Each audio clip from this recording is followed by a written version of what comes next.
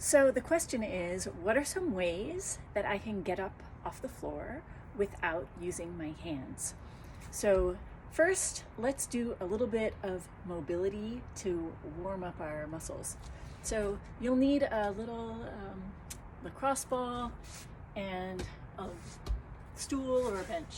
So the first thing is you'll take the little lacrosse ball, you'll sit on the bench, and you'll put the lacrosse ball underneath your thigh so that it's sitting on your hamstring, and just let it sit there, and then extend your foot out and do that a few times. So that is good mobility. You're flossing the hamstring, warming it up a little bit. It might be painful, it might be annoying, but you might feel it, definitely feel it. So I do it in different positions, so I move it from one position down towards my knee, and I do the other side. And definitely one hamstring is tighter than the other, so I feel it more on my left hamstring. That needs it more. So it's just telling me it needs it a little bit more. Here, this one is not as tight.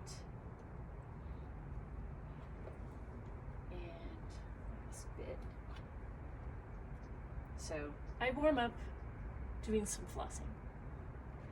The other thing I do is I want to open up my hips a little bit more, because when we're sitting on the floor, our legs are usually in a crossed position. So we can do that. This box needs to be a little bit higher for me, but I can still show you the position. So I'm going to take my foot, cross it over, and then just hang out in this position and see how far I can stretch. How comfortable is it? Get into that position, rock a little bit, explore, breathe, and stay in that position for 1 or 2 minutes, and then do the other leg. You can use whatever height your body can actually reach. So for me, this side is a little bit tighter than the other side. I have a lot more flexibility in my left. So if you can open up your hip, that's good. So that's a good little warm-up that you can do before the next thing I show you. So when we sit on the floor, we're usually in this position, right?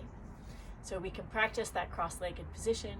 Other positions on the floor, you should be able to sit like this, both sides. You should be able to sit 90-90. These are also good positions to explore. So once you feel comfortable and you have a little bit of fluid flowing, then we can try and get up.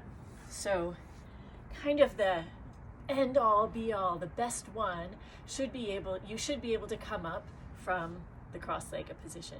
So you should be able to come up like this, yeah? But if you can't, that's okay, right?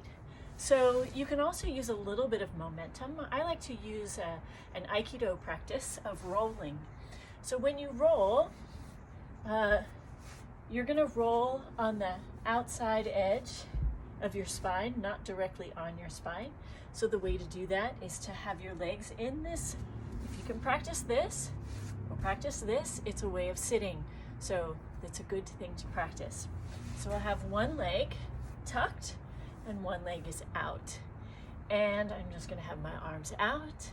I'm gonna reach out and gather some energy to help push me back and come back up. So what I want is to really tuck my hip here.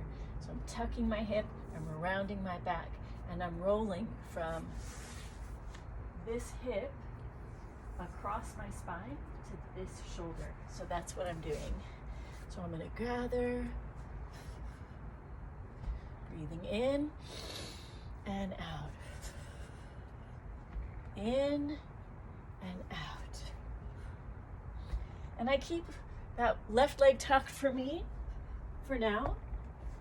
And I try to feel like it's I'm holding a ball, right? So I'm rounded enough. I'm not plopping, right? So this is what usually happens. Yeah, that means you straightened out, and you lying flat on your back just means you straightened out. So you want to stay rounded.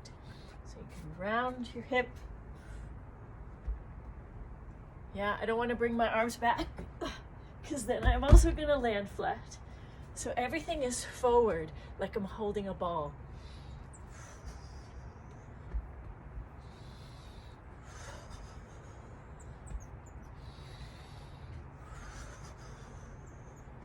And after a while, switch your feet. And so now my right leg's going to be tucked. Roll back.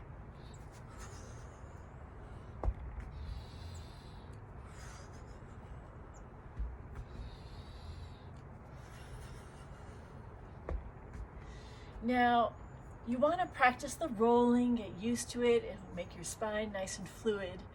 And then you can use this to actually get yourself up. So as you roll back, you give yourself a little bit of momentum and you're rolling over that tucked leg. So you can sit back down, roll over that tucked leg.